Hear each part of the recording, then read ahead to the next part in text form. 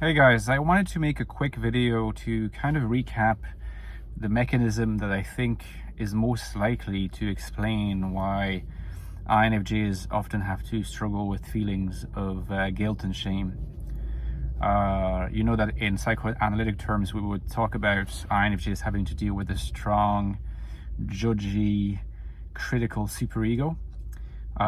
So one side of it, of course, explains why INFJs are often concerned with issues of morality, moral rectitude, doing the right thing, but at the same time why they still beat themselves up when they do a good job, but they consider it was not good enough. And sometimes they paralyze themselves into into just inactivity because they feel they're so perfectionistic,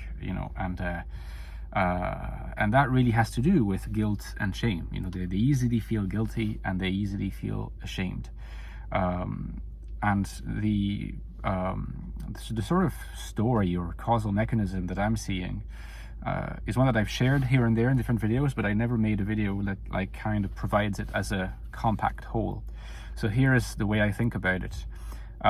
We know that, if you like, strong superegos, so like the feeling of guilt and shame, it's something that is built up kind of early in childhood, which is why it's hard to kind of later in life, when you have those tendencies, hard to get rid of them because they're kind of archaic. They date back to an early time, and it kind of got crystallized. It got kind of ingrained in you. Like some psychoanalysts would talk about just these internal objects that you have to live with, and they're difficult to change. They can be changed. It's hard. So it dates back to early childhood, and there's no reason to assume that an NI dominant feels any better understood when they're a child than when they're an adult. In fact, they might feel even less understood.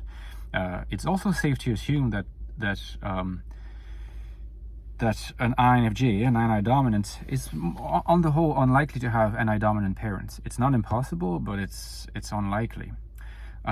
Simply because NI dominants are so rare, INFJs are so rare. Insofar as only an NI dominant is likely to make an NI dominant feel understood, the proportion of young, very young to young INFJs feeling deeply misunderstood by their parents is probably very high. That doesn't mean that they don't feel at some level that their parents love them, but they feel like they're misunderstood by their parents, and as a result of that, the young child tends to experience that partly as a kind of rejection. And rejection is scary because they're so dependent. They're so dependent on their caregivers. So usually, like, there's something that happens at the level of their mind. Either they can say, well, okay, they misunderstand me, but then it's terrifying because what's going to happen? What's the future going to be like? Am I going to be in danger because I depend on them? The other possibility is to say, no, there's something that's really, it's probably more about me. It's something is kind of a little bit off kilter, just off with me. That's the reason why they misunderstand me. It's because I'm not making enough efforts to be understood. I'm not good enough. Why is that more reassuring than the idea that it is up to the parents to understand? Or at least it's their misunderstanding. I'm not the one who's the cause of the misunderstanding. It's more reassuring to think that I'm the cause, because at least I give myself perhaps the illusion, but at least I can feel that I can change that. I can be a better child, better person, so that they can understand me. It's less terrifying because at least it gives me this idea that I can have the power. Of course, very little of this is actually cognized and thought about articulately by the young child, but this process happens.